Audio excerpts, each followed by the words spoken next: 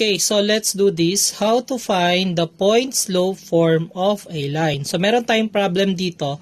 Find the equation of the line in the form of y equals mx plus v given the slope 3 and a point 2 and 4. So in order to solve this one, we're going to apply point-slope form, which is y minus y sub 1 equals slope quantity x minus x sub 1.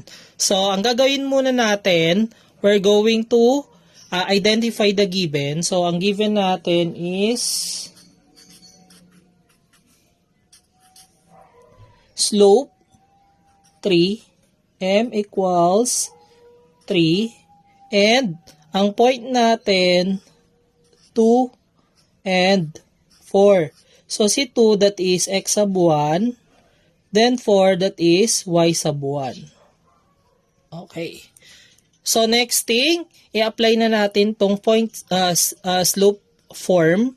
So we will have y minus y sub 1 is 4 equals to m, or our slope that is 3, quantity x minus x sub 1 that will be 2.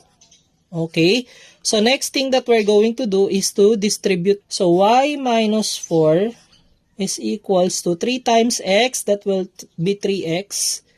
3 times negative 2, that will be negative 6.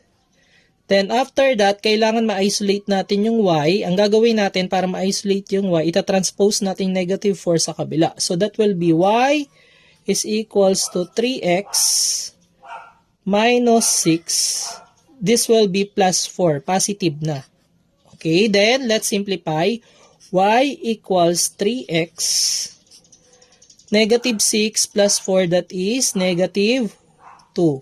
So, ito yung final answer natin.